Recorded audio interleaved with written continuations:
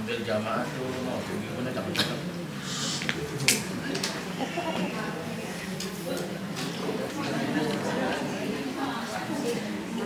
Jamaah awalan.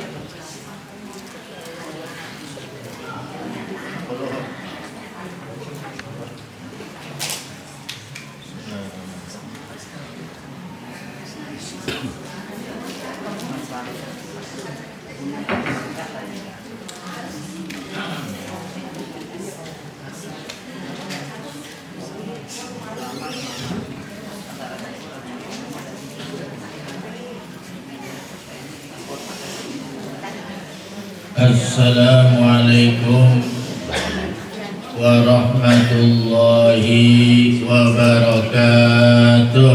Waalaikumsalam warahmatullahi wabarakatuh. Dia mendem. Kencang diri.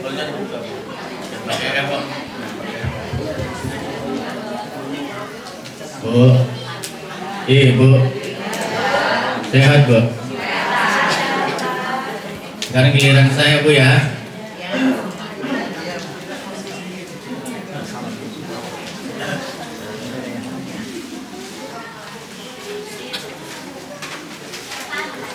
Assalamualaikum warahmatullahi wabarakatuh. Waalaikumsalam warahmatullahi wabarakatuh.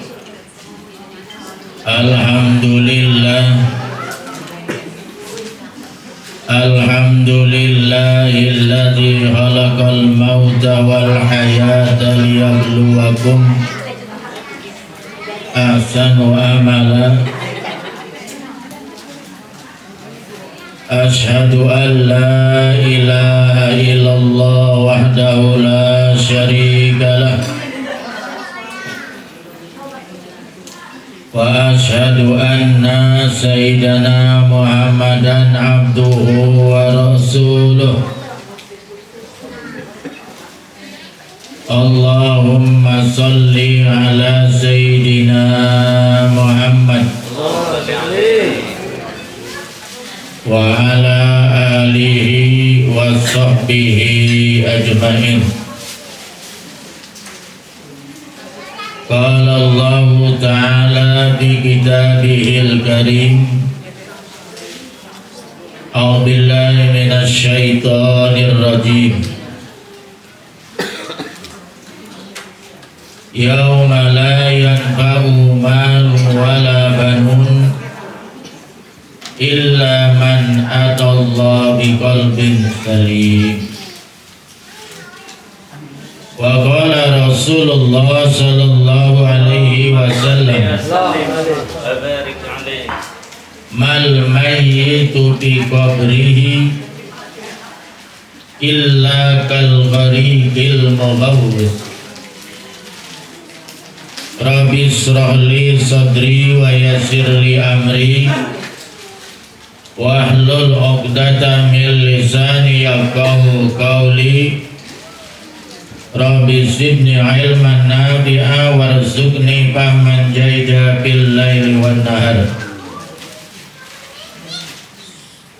Allahumma faqihni fid din wa 'allimni ta'wila. Amma ba'du, yang saya hormati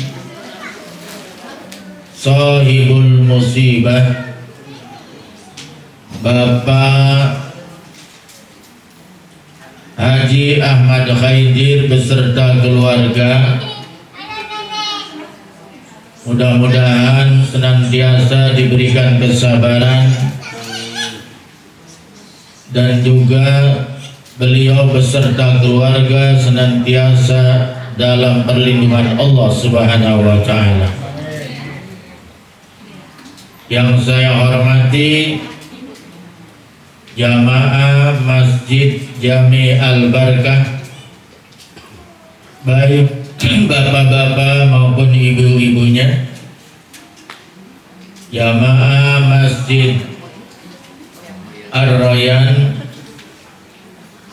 hadirin hadirat sekalian Yang tidak saya sebutkan satu persatu, tapi insya Allah kehadiran kita pada malam hari ini dicatat oleh malaikat Allah sebagai nilai ibadah. Amin.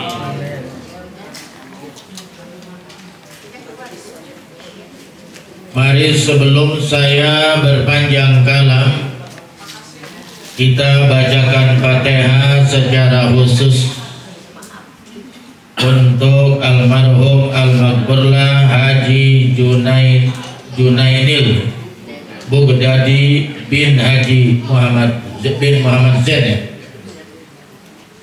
Mudah-mudahan Allah lapangkan alam kuburnya, Allah terima segala amal solehnya, dan Allah terima ruhnya di sisi Allah atas rahmat, ridho dan ampunannya. Allahumma ighfir lahu warhamhu wa'afihi wa'fu anhu wa wasi madkhalahu wa akrim nuzulahu waj'al qabrahu rawdatan min riyadil jinan. Amin ya rabbal alamin. Ala hadiniyah al-Fatihah. A'udzu billahi minasyaitonir rajim. Bismillahirrahmanirrahim. Alhamdulillahirabbil alamin arrahmanir rahim maliki yaumiddin. Iyyaka na'budu wa iyyaka nasta'in. Ihdinas siratal mustaqim. Siratal ladzina an'amta 'alaihim ghairil maghdubi 'alaihim waladdallin. Amin. Fatihah yang kedua buat kita yang hadir seluruhnya yang masih diberikan sempat hidup oleh Allah. Mudah-mudahan kita dapat manfaatkan sisa umur kita yang kita nggak tahu berapa lama lagi, semata-mata untuk taat ibadah kepada Allah Subhanahu wa taala. Ala hadini al-Fatihah. A'udzubillahi minasyaitonir rajim. Bismillahirrahmanirrahim. Alhamdulillahirabbil alamin arrahmanir rahim maliki yaumiddin. Iyyaka na'budu wa iyyaka nasta'in. Ihdinas siratal mustaqim. Siratal ladzina an'amta 'alaihim ghairil maghdubi 'alaihim waladdallin. Amin ya rabbal alamin. Bapak-bapak, ibu-ibu yang insyaallah dimuliakan oleh Allah. Amin. Malam hari ini adalah malam ke-7 hari wafatnya saudara kita, orang tua kita, Bapak Haji Junainil Bugdadi. Dalam rangka mendoakan beliau selama perjalanan hidupnya, mudah-mudahan beliau ditempatkan di sisi Allah dengan doa kita bersama di tempat yang mulia. Amin ya rabbal alamin. Karena ini acaranya adalah walimatut takziah, maka tidak terlepas kita berbicara dengan kematian. Bahasa Arabnya al-maut. Al-maut artinya kematian. Apa itu al-maut? Kita sering ngomong mati. Sebaiknya kalau orang jangan mati, walaupun sebenarnya sama, meninggal dunia, wafat, itu yang bagus, untuk membedakan antara manusia dengan hewan. Karena kalau bukan kita, siapa lagi yang memuliakan manusia? Maut itu artinya intiqalul ruh. Intiqalur ruh, pindahnya roh. Ibu punya roh nggak, Bu? Roh itu seperti apa, Bu? Nggak tahu ya? Tapi ada. Ini masalah balik. Allah juga ada. Walaupun kita nggak bisa melihat, sudah lihat saja ciptaannya. Intiqalur ruh min daril faniyah ila daril baqiyah. Pindahnya roh dari negeri yang fana yaitu dunia. Kenapa dunia dinamakan adalah darul baqiyah, karena dunia nanti akan hancur apabila datang kiamat besar. Jadi dunia ini hilang dari peta. Gak ada tuh. Indonesia gak ada. Amerika tidak ada. Afrika tidak ada. Australia tidak ada. Arab tidak ada. Semua tidak ada. Hancur. Karena berganti dengan kehidupan yang dinamakan alam akhirat. Kita sebagai orang yang beriman percaya adanya negeri akhir, adanya kehidupan akhirat. Kalau orang ateis, orang komunis tidak percaya manusia kalau sudah mati ya sudah selesai. Kalau begitu tidak adil dong. Bagaimana yang korupsi miliaran? Bagaimana yang membunuh orang tanpa ada salah? Bagaimana itu persidangannya? Makanya nanti keadilan hanya ada di akhirat, keadilan sesungguhnya dalam persidangan Allah Subhanahu wa taala. Jadi mati itu atau kematian itu adalah intiqalur ruh min daril faniyah ila daril baqiyah. Pindahnya roh dari alam dunia ke alam baqiyah, alam yang kekal, yaitu alam akhirat. Itu namanya al-maut, kematian. Dalam definisi yang lain, al-maut itu adalah inqita'ur ruh minal jasad. Terputusnya roh dari jasad. Kalau roh sudah keluar dari jasad, itulah namanya maut. Kenapa kita sekarang masih bisa berkumpul di sini? Kenapa ibu-ibu masih bisa berpakaian cakep, masih bisa berdandan? Ya Bu? Ya. Karena masih ada ruh. Kalau sudah tidak ada ruh, maka manusia itu terbujur kaku. Tidak bisa berbuat apa-apa sama sekali. Karena ruhnya sudah terpisah dari jasad. Itulah yang dinamakan mati atau maut. Manusia kalau sudah meninggal dunia, berarti manusia itu pindah alam dari alam dunia, dan kemudian dia akan memasuki babak baru namanya alam akhir, yaitu alam kubur. Apa itu alam kubur?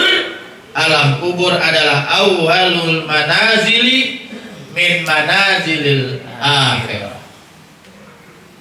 Para ulama mengatakan yang namanya alam kubur, alam barzah, itu adalah alam pintu daripada tempat-tempat negeri akhirat.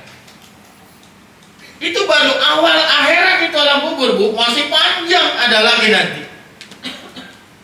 Setelah kiamat, dunia hancur, manusia dari alam kubur dibangkitkan.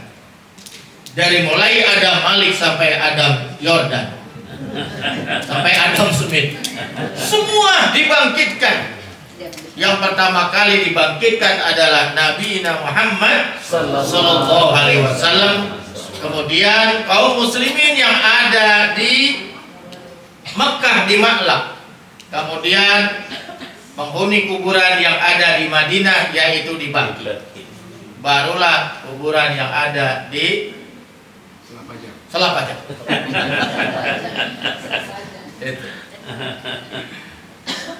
Bagaimana kalau yang matinya di dalam laut tidak ketemu? Yang hilang tak kemana? Tetap dia berada, namanya alam barzah. Apa itu alam barzah? Alam barzah adalah alam batas antara kehidupan dunia dan kehidupan akhirat. Ke dunia sudah selesai, tidak bisa kembali. Ke akhirat nunggu kiamat. Berapa lama? Tergantung kapan kiamat datang. Dia tetap berada di alam namanya alam kubur atau alam barzah, alam penantian. Udah siap kira-kira ya? Ibu udah siap? Hah? Siap nggak siap? Siap. Jadi bahwa alam kubur itu adalah had atau batas baina hayati dunia wal akhirah. Batas antara kehidupan dunia dan kehidupan akhirat. Ini kita sekarang berada di alam dunia. Berapa lama kita ada di dunia? Wallahu a'lam. Karena masalah umur adalah rahasia Allah Subhanahu wa taala. Di sini siapa yang paling tua? Muda semua. Nah ini bapak, kumis sudah putih berarti bapak tua. Nah ini deh, nih bapak umurnya berapa? 73. Jadi benar-benar tua ini. Karena usia rata-rata, Nabi pernah ditanya, ya Rasul, usia umat mau di akhir zaman berapa? Kata Nabi, baina sitin wa sab'in, usia rata-rata akhir zaman umatnya baginda Rasul antara 60 sampai 70. Berapa berarti udah lewat, Pak. Yang namanya lewat tinggal bonus, yang namanya bonus enggak lama loh, Pak. Emang Bapak mau hidup 1000 tahun? Pikun nyusahin orang. Jadi kudu siap-siap, tapi Bapak beruntung Pak, dikasih umur panjang, mudah-mudahan banyak amal soleh. Kalau umur panjang tetapi banyak amal maksiat, itu berarti umur azab dari Allah Subhanahu wa taala. Nauzubillah min man tala umruhu wa hasuna amalu. Khairukum man tala umruhu wa hasuna amalu. Sebaik-baiknya orang di antara kalian umurnya panjang dan bagus amal perbuatan. Mudah-mudahan Bapak umurnya panjang. Amin ya Allah. Rajin di masjid. Amin. Rajin di masjid, Pak. Ya, Rajin. Ini Bapak sebelahnya rajin juga ya, Pak. sangat rajin. Alhamdulillah. Wa syarrukum, dan sejelek-jeleknya orang dari kalian man tala umruhu wa sa'a amalu. Orang yang panjang umurnya tapi jahat perbuatan amalnya. Buruk amal perbuatannya, semakin lama semakin jadi. Udah tua, umur 70 tahun masih pakai lepis aja. Jalannya belanga, masih demen lihat janda. Usia kada usia 70 tahun, banyaklah pakai sarung, pakai koko, betul nggak? Pakai peci, jalannya jangan ke atas, jalannya ke bawah. Ingat sama kuburan. Mestinya seperti orang-orang yang seperti kayak saya, sudah pala 6, Bapak sudah pala 7, memang mau mikirin apa lagi? Cita-cita apa? Cita-cita pengen bangun rumah yang gede, udah terlambat, Pak. Pengen punya kendaraan yang bagus, sudah terlambat. Orang-orang yang palanya sudah 6 tinggal mikirin bagaimana membangun rumah di alam kubur seindah-indahnya, betul nggak? Amin Allah, amin. Itu. Malah di dalam kitab Tasawil Ibad dikatakan, tuba, beruntunglah man bana qabrahu, barang siapa yang dia membangun kuburannya qabla ayadkhulahu, sebelum dia masuk bangun kubur, sebelum dia masuk kuburan. Jadi itu yang bagus begitu. Sebelum kita masuk kuburan kita bangun dulu kuburan. Pesan tuh anak. Harusnya begitu. Itu kalau kita artiin apa adanya di dalam kita nasolibat, ya bangun kuburan, kemudian di tengah malam sekali-kali kita masuk kuburan, anak kita suruh nungguin tutup tuh kuburan. Jangan pakai lampu. Gak usah lama-lama, 1 jam dia pingsan rasanya tuh. Kalau nggak taubat kebangetan itu.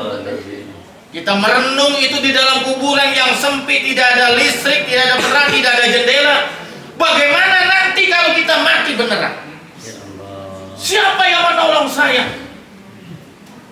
Tapi yang dimaksud bukan seperti itu. Yang dimaksud adalah dia melaksanakan amalan-amalan, mengerjakan amalan-amalan sebelum dia masuk kuburan, amalan yang membuat dia nyaman di alam kubur. Amin ya Allah. Ternyata ibu mah nggak di mana-mana sama ya. Kita ngobrol aja ngobrol. Kita ceramah aja ceramah. Mana asik banget. Ini ya sahabat.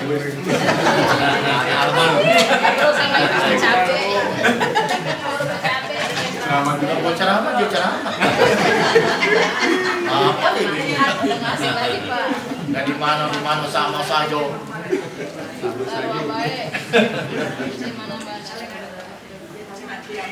Mumpung kita masih diberikan kesempatan hidup, mari kita lakukan amalan-amalan yang baik, amal soleh yang membuat kita nanti nyaman di alam kubur kita. Betul nggak? Di dalam hadis Rasulullah Sallallahu Alaihi Wasallam, saya kutip dari kitab Riyadhus Shalihin, yatba'ul maita salah satu. Yatba'ul maita salah satu. Kenapa maita di depan? Kalau menurut biasanya kan yatba'ul salah satu al maita. Harusnya begitu kan ya? Fi'il, fa'il, maf'ul. Tapi ini maf'ulnya muqaddam dimajukan. Apa maksudnya? Jadi benar-benar nanti yang ngiring jenazah, yang ngiring mayit kalau sudah mati 3. Berapa? Nanti ibu-ibu kalau meninggal dunia itu yang ngantar ke kuburan ada 3. Kata Nabi. Yang pertama yaitu ahluhu, keluarganya. Pak Ustadz Haji Haidir kemarin waktu meninggal bapaknya kuburin ngantar nggak? Nganter, kalau nganter banget anda kalau nggak nganter. Anaknya nganter, istrinya nganter, anak cucunya nganter, saudara-saudaranya nganter, kerabatnya nganter, betul nggak? Itu yang pertama. Yang kedua yaitu adalah maluhu, harta bendanya. Kalau punya mobil diantar pakai mobil, betul nggak?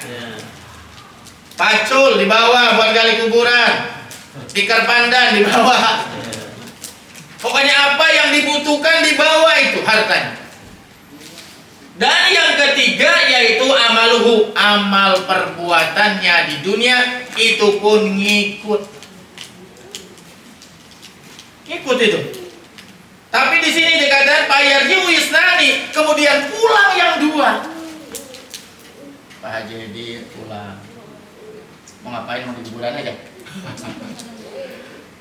Pulang keluarganya kemudian pulang cuma nganter sampai di pemakaman. Hartanya juga pulang. Bahkan panci juga dibawa pulang. Sayang betul kan? Mobilnya balik lagi pulang.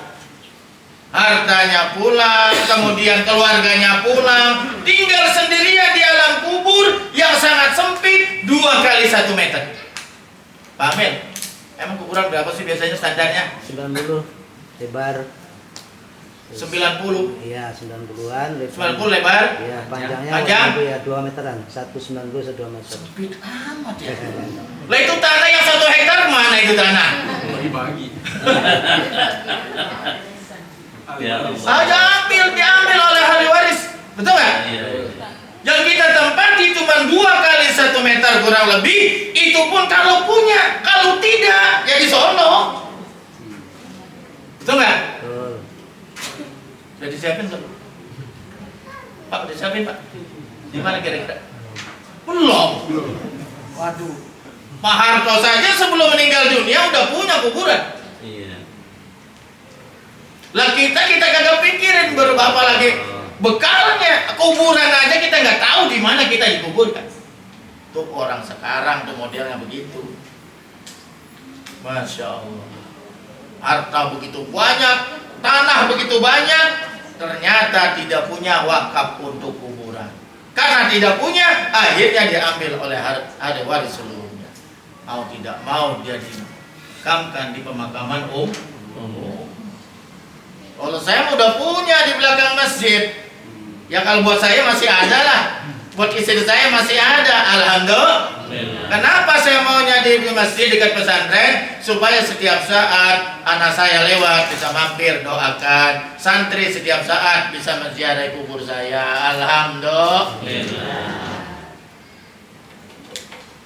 Kalau jauh, rasanya lebaran doang. Sian bener. Jadi yang tetap, yang setia itu cuma satu. Wa yabqa amaluhu. Hanya amalnya yang tetap menemani dia di alam kuburnya. Yang dua pulang, amalnya tetap menemani dia. Ya kalau amal soleh, kalau amal toleh, di alam kubur pun cuma hanya dua. Ada siksa kubur, ada nikmat kubur. Makanya mulai sekarang mari kita bangun nikmat kubur dengan amal soleh supaya nanti menjadi sahabat kita di alam kubur. Ibu percaya nggak ada siksa kubur?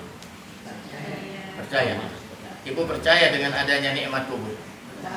Itu kalau orang yang soleh, orang yang ahli ibadah, dalam satu keterangan alam kubur yang cuma 2 kali 1 meter atau 90 kali 2 meter itu bisa dirubah menjadi sangat luas dan taman-taman yang indah, taman-taman yang hijau. Setiap pagi dan sore dia diperlihatkan oleh Allah tempatnya di surganya Allah Subhanahu wa Ta'ala. Makanya nggak terasa. Karena nikmat di dalam kubur itu. Adanya nikmat kubur. Tapi bagi orang yang ahli maksiat, maka dia setiap hari disiksa oleh Allah Subhanahu wa Ta'ala melalui para malaikatnya dan dia dipertunjukkan tempatnya di neraka. Nauzubillah min dzalik. Makanya alam kubur adalah alam akhirat yang pertama yang sangat menentukan nanti di alam akhir, di alam akhirat. Kalau dia di kuburnya selamat, maka nantinya akan selamat. Kalau di kuburnya sudah susah, maka nanti di alam akhirat akan susah. Nauzubillah min. Maka itu ada lagu Siksa Kubur. Siapa yang nyanyi itu? Saya lupa pengen. Punya Lela. Lela. Senang. Senang gaib. Hah? Senang biar. Saya apal banget dulu masuk di SMP itu. Insan yang berdosa di masa hidupnya menjalani siksa di dalam kubur. Jadi insan yang berdosa di masa hidupnya, maka dia nanti akan disiksa di alam kuburnya. Itu Ida Lela saja ngerti tuh. Almarhumah penyanyi Orkes Melayu Awara pimpinan S. Ahmadi dari Surabaya. Apa? Tanya aja sama profesor itu. Apa? Apalagi Oma apa? Saya kayaknya kan pencinta seni. Hancur lebur tulangnya serta hangus tubuhnya. Coba itu. Supaya alim nasihat. Hancur lebur tulangnya, dihimpit. Jadi kuburan yang sudah sangat sempit itu malah menghimpit sampai remuk patah tulang belulangnya ikannya. Betapa kejamnya itu kuburan itu. Gergetan dia kepada orang yang ahli maksiat. Lu ngapain aja di dunia lu? Masuk ke bumi banyak maksiat, bumi aja tuh marah.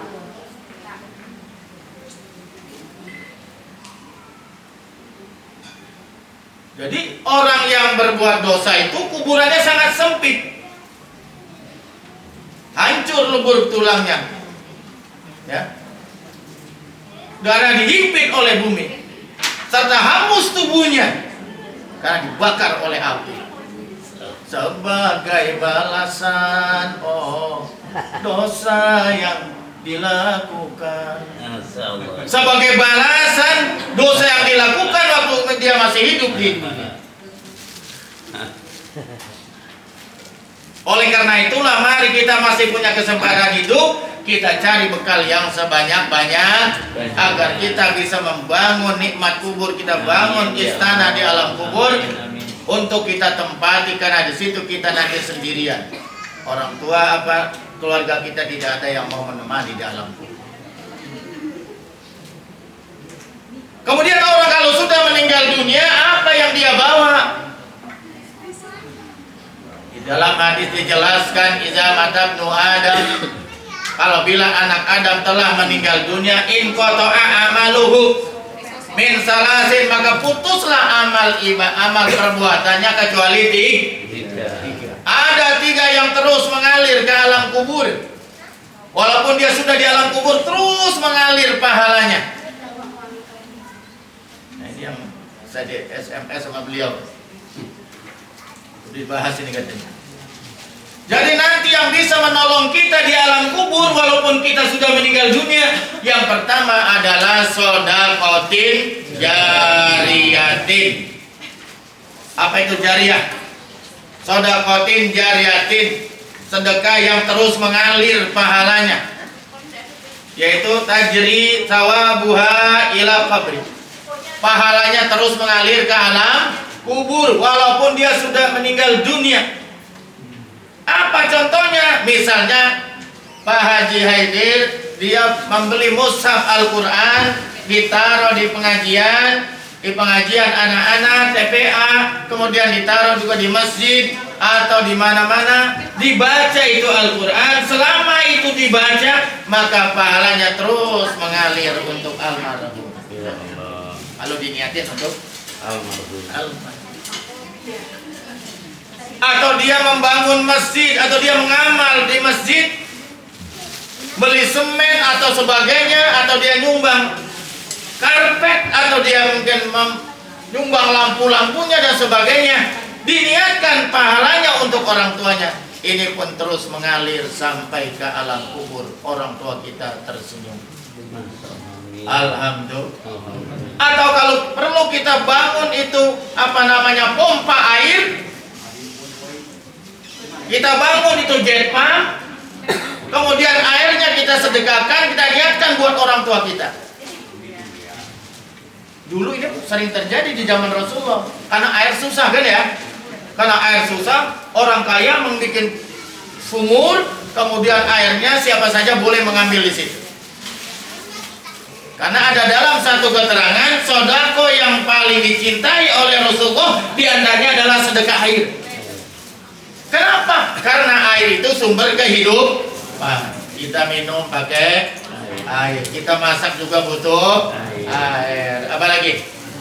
Mandi juga pakai air. Apalagi? Berwudu pakai air. Pokoknya air sumber kehidupan.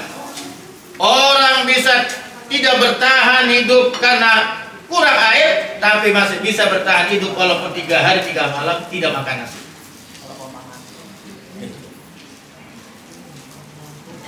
Itu bagus tuh kalau begitu ya. Kita bikin sumur, kalau sekarang pakai apa biasanya? Satelit ya. Ya kemudian orang di situ silakan yang kesusahan ambil. Ini sedekah jariyah buat orang tua kita. Itu insya Allah pahalanya terus mengalir buat orang tua kita itu. Insya Allah. Nah kemudian yang kedua yaitu adalah awaladin ilmin yuntafa'u, ilmu yang bisa diambil manfaatnya.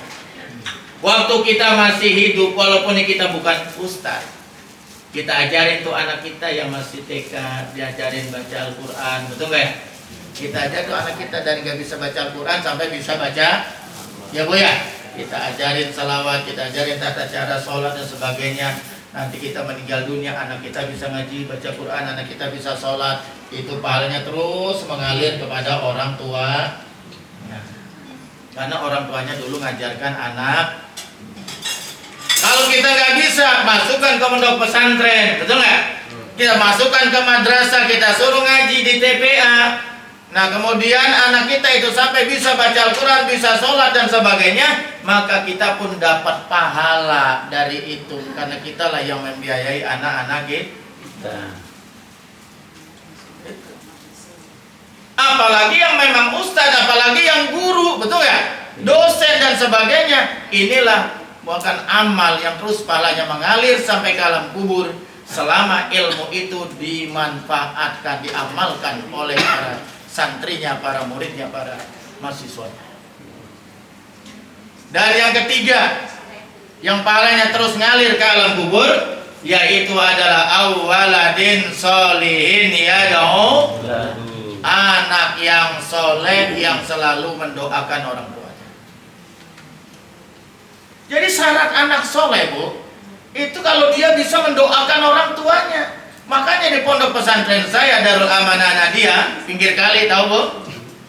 Ibu jalan aja dari sini terus lewat Sipon terus saja, Bu, sebelum rumah-rumah tempe, lihat ke sebelah kiri ada masjid Kubah Biru, kemudian sebelahnya pesantren, itu pesantren saya.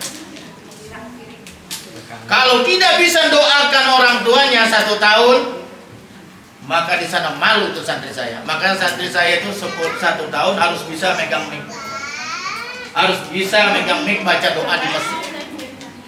Yang imamin ustadz, yang baca doa tuh santri-santri saya. Kenapa? Apa itu penting doa? Penting karena salah satu syarat anak yang soleh adalah anak yang mendoakan orang tuanya. Apa sampai? Sampai. Karena saya doain orang tua saya, itu doanya nggak pernah ditolak, nggak pernah kembali sama saya. Betul nggak? Ini ada sebuah cerita, Bu. Ada seorang hamba Allah, dia masuk surga. Masuk surganya kelas biasa karena dia orang biasa. Ya kan? Ibadahnya cuma yang wajib-wajib saja, tapi dikerjakan dengan baik. Suatu saat dipindahkan oleh Allah Subhanahu wa taala ke surga yang sangat tinggi. Derajatnya ibarat hotel bintang 5. Kan kaget dia. Biasanya hotel tak berbintang, ini bintang 5. Bukan bintang 7, bintang 7 di warung adanya. Dia bertanya kepada Allah, "Ya Rabb, kenapa saya dipindahkan ke surga yang sangat tinggi? Padahal saya orang biasa." Apa kata Allah? "Hadza du'a'u waladika laka." Ini doa anakmu di dunia. Ya Allah. Anakmu di dunia senantiasa mendoakan kamu. Kalau anak kan pasti ikhlas doain orang tua, betul nggak? Anak tuh insya Allah ikhlas doakan orang tuanya. Setiap hari dia baca Rabbi firli wali walidayya warhamhuma kama rabbayani shaghira, Rabbi firli wali walidayya warhamhuma kama rabbayani. Jangan lupa, Bu, setiap habis sholat baca itu 3 kali. Ya, udah Bang, jangan doa orang tua yang macam-macam, kita nggak bisa. Udah itu aja doa yang dalam Al-Qur'an. Rabbi firli wali walidayya warhamhuma kama rabbayani shaghira. Karena ini doa senantiasa dibaca oleh anaknya di dunia, diterima oleh Allah, kemudian dia didongkrak dipindahkan ke surga yang sangat tinggi. Masya Allah. Betapa beruntungnya orang yang punya anak dan anaknya bisa mendoakan orang tua. Makanya ibu berpesan, Bu, jangan meninggal dulu lah kalau anak bisa baca doa, betul nggak? Pesan kita boleh berwasiat yang begini, nah nanti jangan lupa ya. Dari sekarang mau biasakan kalau habis sholat doain orang tua. Dan bahkan yang paling berhak didoakan sebelum yang lain orang tua dulu. Misalnya begini, Bismillahirrahmanirrahim, Alhamdulillahirabbil alamin, hamdan yuafi ni'amahu wa yukafi mazidah, Rabbana lakal hamdu kama yanbaghi lil karimati sultanik. Panjangan ya. Allahumma sholli ala sayyidina Muhammad wa ala sayyidina. Baca selawat dulu, karena kalau nggak baca selawat itu terhijab doa kita. Atau begini yang paling gampang, Bismillahirrahmanirrahim, Alhamdulillahirabbil alamin. Kan udah pujian itu, benar ya? Udah selawat, Allahumma sholli ala sayyidina Muhammad wa ala ali sayyidina. Gampang toh? Gampang. Nah, kemudian kita langsung baca doa. Doa apa yang pertama kali kita baca? Doa orang baru yang lain. Doa kemana-mana orang tua kagak didoain, itu anak songong tuh begitu. Ngerti songong? Iya. Pertama kali kita baca Rabbi firli wali walidayya warhamhuma kama rabbayani, 3 kali, baru doa yang lain terserah mau doa. Makanya Nabi itu pernah ditanya salah seorang sahabat, yaitu dari Bani Sulaim, dari kaum Ansor, namanya sukunya Bani Sulaim kalau nggak salah, Bani Salimah. Bani Salimah. Seorang laki-laki ini datang kepada Rasulullah, berhadapan dengan Rasulullah, ketika itu banyak yang menyaksikan. Ya Rasulullah, orang tua saya telah meninggal dunia. Ini Pak Jadi sudah meninggal dunia nih. Bapak saya telah meninggal dunia, ibu saya telah meninggal dunia. Apakah masih bisa saya berbuat baik, saya birrulailain kepada orang tua saya, berbakti kepada orang tua saya yang telah meninggal dunia? Kata Nabi, na'am. Allah kemudian Nabi bersabda, as-salatu alaihim. Kata Nabi, kamu masih bisa berbakti kepada kedua orang tua yang telah meninggal dunia. As-salatu alaihim, mendoakan keduanya. Tuh. Jadi walaupun orang tua kita telah meninggal dunia, kita masih bisa berbakti. Apalagi waktu masih hidup kita kurang berbakti. Bagaimana caranya? Kata Nabi, doakan orang tua kita. Doakan setiap hari. Rabbi firli wali walidayya warhamu maka marobayani. Diangkat derajat orang tua kita. Makanya kalau berdoa jangan pelit. Bawa kedua orang tua kita dalam doa-doa kita. Doakan orang tua kita. Malah para ulama mengatakan orang yang memutus doa kepada orang tuanya, maka berkah kehidupannya diangkat oleh Allah Subhanahu wa taala, diputus oleh Allah Subhanahu wa taala. Nauzubillah min. Tapi barang siapa yang senantiasa mendoakan orang tuanya, maka keberkahan itu akan turun dari Allah Subhanahu wa taala.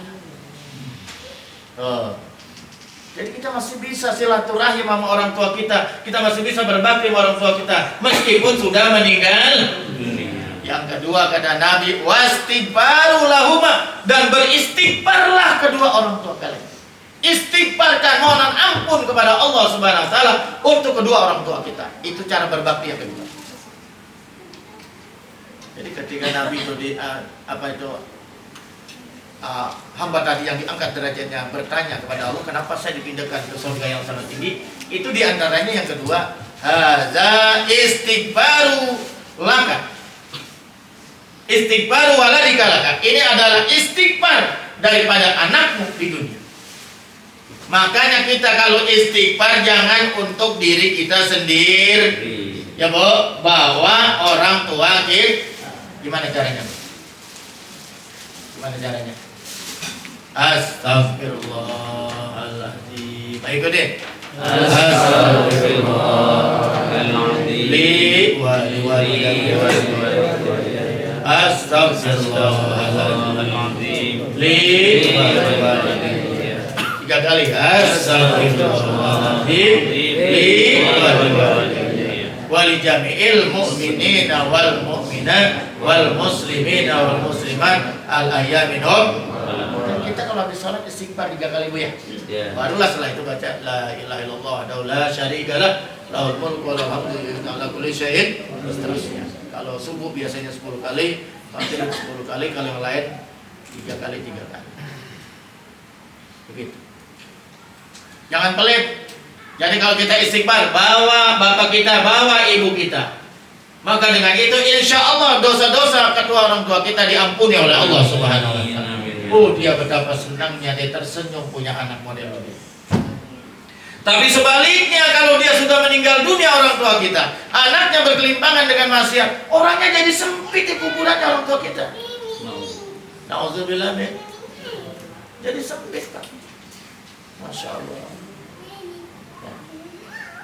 Oleh karena itu mari kita bersyukur kepada Allah Subhanahu wa taala, kita masih hidup, masih punya kesempatan untuk berbakti kepada kedua orang tua kita. Bagaimana kalau orang tua yang tidak yang masih hidup? Bahagiakanlah hatinya. Jangan orang tua kita yang udah tak berdaya kayak patung. Nanti kayak patung. Gak ada yang nengokin, gak ada yang nanya. Ya Allah, betapa sedihnya itu. Ya Bu ya? Kita yang udah jadi orang tua kan merasakan, betul gak? Orang tua itu tidak lagi berpikir punya makan yang enak-enak, tidak. Orang tua tidak berpikir itu punya rumah mewah, tidak. Orang kalau udah tua tidak berpikir punya pakaian yang mewah, tidak. Yang dia minta adalah perhatian dari anak-anaknya. Ditanya aja tuh orang tua kita rasa udah girang, betul gak ya? Ya Pak ya? Iya, datang bawa cucu, tanya orang tua kita bagaimana kabarnya, betul gak?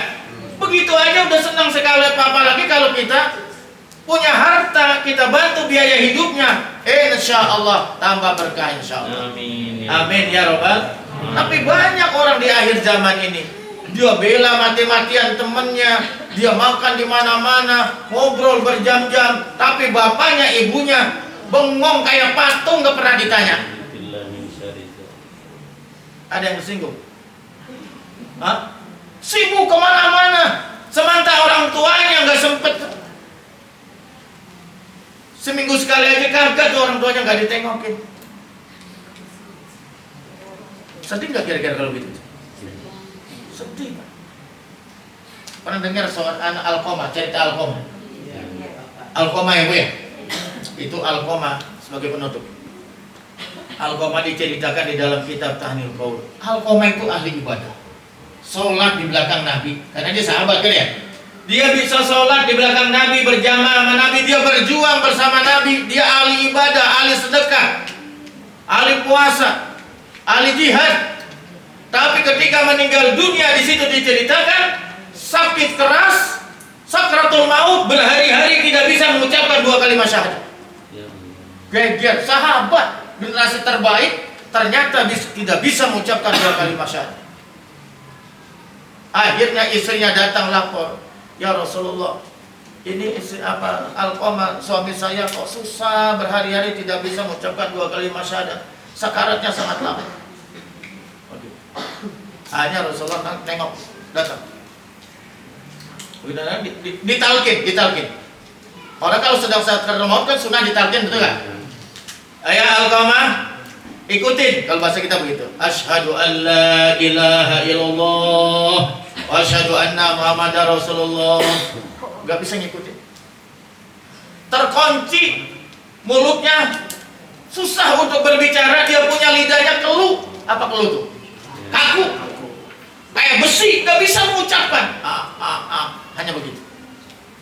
Diulang lagi, Alqamah ikuti, asyhadu an la ilaha illallah wa anna Muhammadar Rasulullah. Gak bisa. Sampai 3 kali gak bisa. Akhirnya Rasulullah bertanya kepada istrinya, emang ini Alqamah ada masalah apa? Bapaknya masih hidup.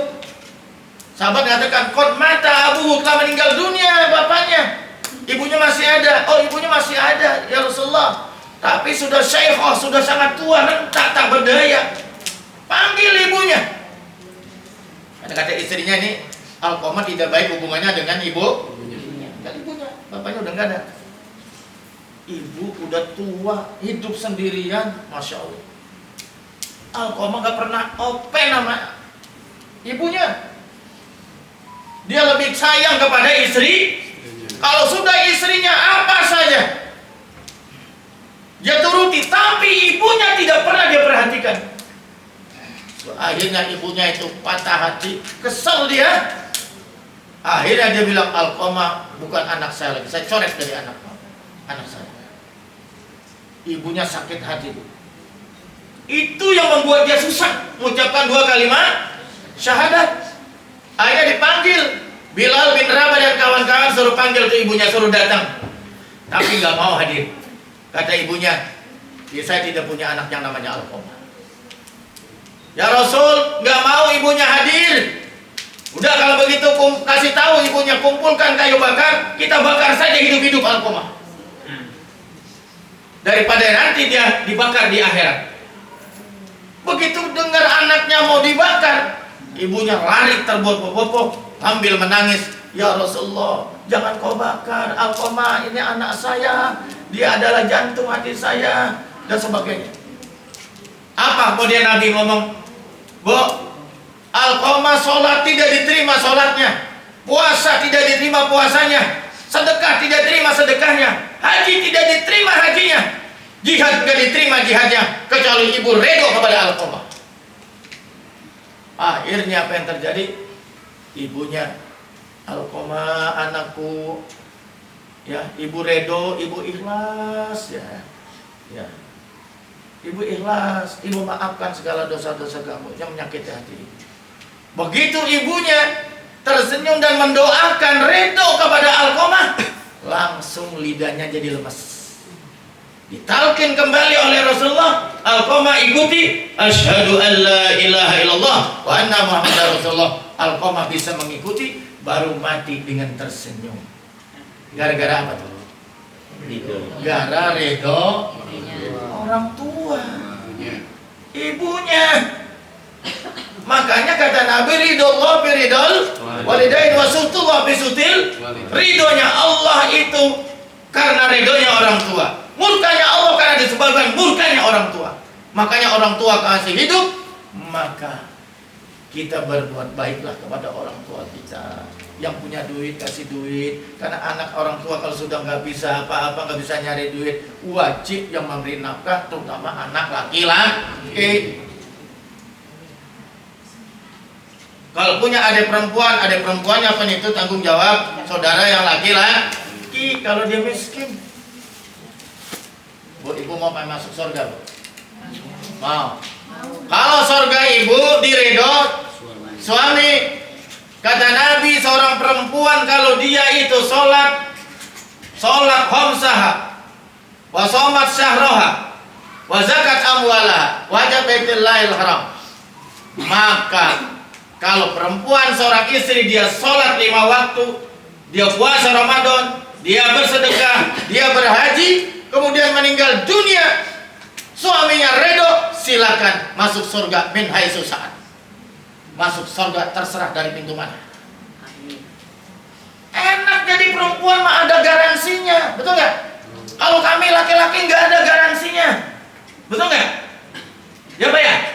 Berat kita mah, berat.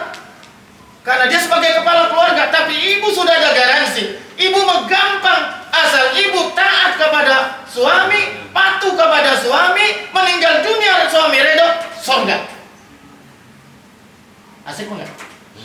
Tapi saya enggak. Ada saya mah. Kita mainnya suami mah surganya tergantung redo orang tua. Kalau orang tuanya redo, ya masuk surga. Kalau tidak, ya tidak.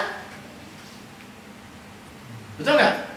Makanya ibu kalau pengen masuk surga, kalau suaminya ingin berbuat baik kepada orang tuanya, ibu jangan menghalang-halangi. Ayo ngaku. Masa ngaku? Abang mah orang tuanya mulu. Orang tuanya mah kagak. Emang ada kewajiban ngasih mertua? Nggak ada. Ngasih mertua mah sunnah hukumnya. Hanya berbuat ihsan. Tapi kalau pada orang tua wajib. Dengerin kuping. Percuma kan kalau kita ngaji berkali seminggu bisa 3 kali 4 giliran ya. Iya sih. Tapi akhirnya ujung-ujungnya masuk neraka. Iya, sayang. Sayang, betul nggak? Makanya ibu yang paling bagus nih saya ajarin, Bu. Kalau habis gajian nih, ibu dikasih duit 10 juta. Tanya suaminya, kok saya dikasih duit sampai 10 juta? Oh, no, orang tua kan masih ada, orang tua kamu. Udah dikasih apa belum? Oh ibu, just Ya bapak sama ibu sama aja, kalau masih hidup. Apa ibunya, apa bapaknya masih ada? Oh, no, udah kasih duit, punya duit apa enggak? Makan apa kagak? Ada nggak orang komunis ini yang begitu ya? Banyak. Oh, keren itu. Enggak tahu. Di antaranya istrinya Haji Hedi. Amin. Yang mana sih orangnya? Yang mana orangnya? Main dulu dong, kamera, start kamera. Bening juga ya. Karena saya cuma ngeliat di foto doang ini orangnya. Iya. Jadi Ibu Haidir, nanti kalau Pak Haji Haidir ingin berbuat baik, yang Ibu masih ada ya? Belum ada semua. Jadi atus saja. Berarti nyari mertua baru dong. Orang mertua masih ada? Enggak ada semua. Enggak ada semua. Yatim piatu dong. Sama Mas saya. Ini masih ada tadi. Masih ada. Janas tuh. Mana Janas? Ini yang janas. Pak Janas masih ada. Ya, mana istrinya? Mana Ibu Anas? Kalau suaminya berbuat baik kepada ibunya, ibu redo, Bu? Ikhlas? Masuk surga. Iya. Ini mah orang suami pengen ngasih orang tuanya sampai ngumpet-ngumpet. Terus saking pelitnya bininya itu, dia awasin terus kayak intelijen. Suaminya ingin berbuat baik kepada ibunya, kepada bapaknya yang masih ada. Masya Allah, begitu habis gajian, mana duit? Allahu Akbar. Jangan ya Bu ya. Jangan ya Bu ya. Insya Allah ibu-ibu soleha semuanya. Amin. Allah. Kenapa saya pesan begini? Karena kalau suami redonya itu tergantung redo kedua orang tua. Mumpung orang tua masih hidup, berbaktilah, senangilah dia sesuai dengan kemampuan kita masing. Anak itu kan berbeda-beda. Yang anak ini yang satu nggak punya duit, hidupnya susah, ya paling tidak datang bantunya nyapu, bantu nyuci piring. Seneng gak tuh orang tua? Tapi yang banyak duit jangan nyuci piring, ngas dompetnya keluarin isinya. Betul nggak? Itu yang benar. Nah, kalau dengan begini, insya Allah, ya Bu ya. Itu jadi kalau orang tua suami kita ingin berbuat baik sama orang tuanya, dukung Bu, sepenuhnya dukung ya. Insya. Tapi juga suami harus adil, jangan semuanya buat orang tuanya, sementara istri juga wajib dinafkahi. Anak-anak juga wajib dinafkahi. Gitu. Ya. Jadi itu Alqamah akhirnya bisa mengucapkan 2 kalimat syahadat. Selamatlah dia dari siksa kubur karena redo orang tua. Kemudian Rasulullah nanya, ini kepada istrinya Alqamah, emang Alqamah ada masalah apa dengan orang tuanya?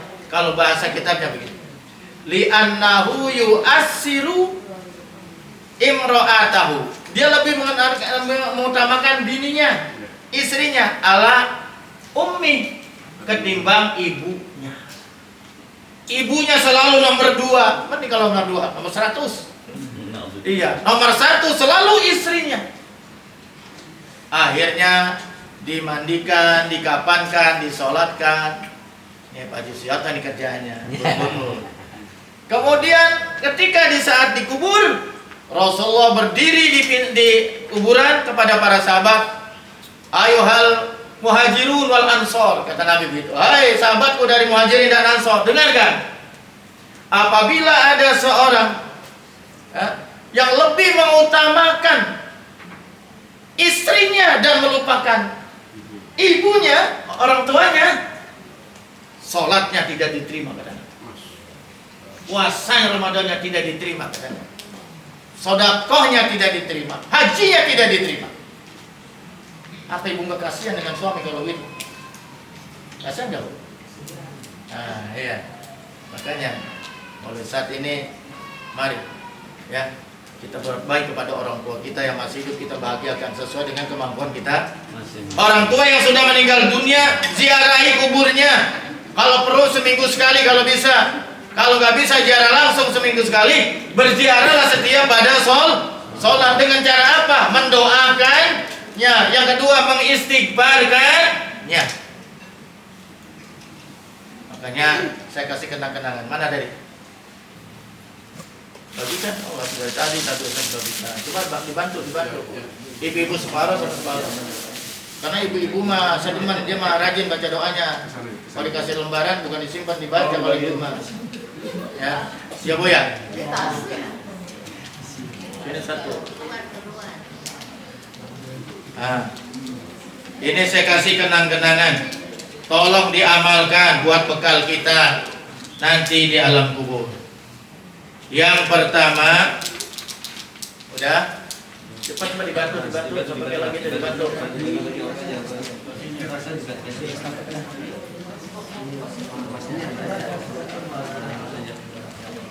Estafet aja. Ini udah semua di sini udah. Ini udah nih. Ini belum ini. Woi, ini belum nih. Di dalam sini dulu. Udah hafal. Udah hafal. Dan sisanya kasih aja ke sono. Estafet aja. Ini semua kasih estafet. Ini start aja. Udah sono kasih aja. Udah kasih aja mereka yang bagian. Coba dibuka yang pertama. Ini dibaca setelah tahiyat akhir. Ngerti tahiyat akhir Bu ya? Innaka hamidun Majid. Di dalam sholat nih, Ibu, apa kata Nabi, kalau kalian udah selesai daripada ayat akhir, berlindunglah kepada Allah dengan 4 hal. Itu Nabi ngomong, ya. Ya. Kalau bila selesai membaca ayat akhir, kata Nabi, falyasta'idz billah bi arba'in. Berlindunglah kepada Allah dengan 4 hal. Ini doanya. Dibaca sebelum menutup dengan salam. Allahumma inni, ayo.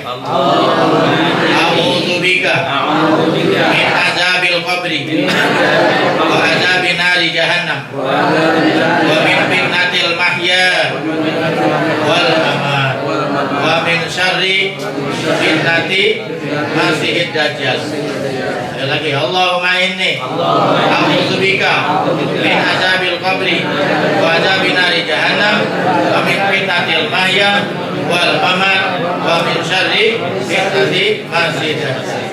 Kata Nabi, kalau kita ini selamat 4 hal ini, alhamdulillah, ya. Yang lain gampang. Yang penting 4 ini selamat. Saya terjemahkan, Bu, ya. Allahumma inni a'udzubika, ya Allah, sungguhnya aku mohon perlindungan darimu. A'udzubika artinya apa, Bu? Berlindung, ya. Minta perlindungan. Min azabil qabri, yang pertama dari apa? Azab kubur. Azab kubur, selamat, keselamatan gampang. Ya, yang pertama kan itu kan? Pintu akhirat pertama alam kubur, kita kudu selamat. Selamat daripada pertanyaan mungkar nakir. Wa azabin nari jahannam. Ayo. Wa azabin nari jahannam. Apa artinya? Dan dari azab neraka. Azab kubur selamat, neraka jahanam selamat. Neraka jahanam nih kelas bintang 5. Neraka yang paling hebat, yang paling dahsyat. Selamat kita. Alhamdulillah. 2 kita sudah lewati.